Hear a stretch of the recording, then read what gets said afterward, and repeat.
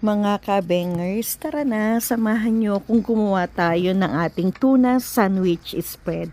At ayan na nga, diba, ang kailangan lang natin ay cucumber, mini cucumber. So, 2 piraso niyan, binalatan ko ito at saka ko siya tinanggalan ng buto. And then, syempre, hiniwa-hiwa natin ito ng cubes na maliliit, diba? So, ayan, nakikita nyo sa video kung paano ko siya hiniwa. And then, yung ating celery, so 2 tangkay lamang ng celery ang ating ginamit, and then syempre nilinisan natin yan, yung kumbaga tinanggalan mo lang siya yung parang thread, diba? So ayan, nakita nyo. And then syempre pagkatapos nga nating linisin yan, diba, hihiwain na natin ito ng ganun din, kapareho ng paghiwa natin sa ating cucumber, 'di ba? And then syempre pagkatapos nga niyan, 'di ba, ang ating gagamitin na sibuyas ay kulay pula. So ayan, hiniwa-hiwa ko rin ito ng maninipis, 'di ba? So, kumbaga pare-parehong paghiwa natin yung cubes na maliliit, di ba? Ay, at yan na nga, nakikita nyo, mas maraming sibuyas, mas masarap at malasa, di ba? Yung ating tuna sandwich spread.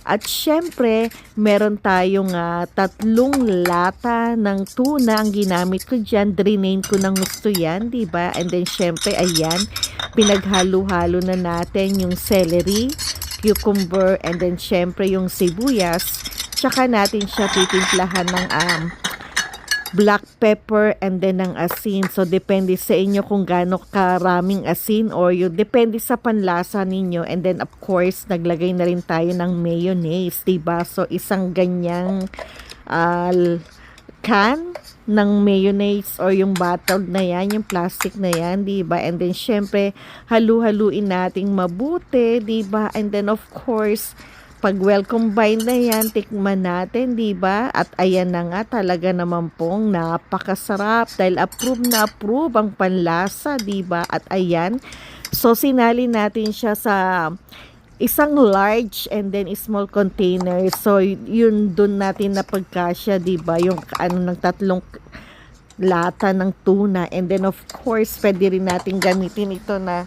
dipping sauce, diba? And then ayan, nakita nyo naman, diba? Nakita nyo kung paano kung sinalin yung ating tuna sandwich spread na talaga naman pong napakasarap na hahanap-hanapin, diba, ng bawat pamilya pagka ito ay pinalamanan natin sa ating tinapay. Kaya thank you mga kabengers.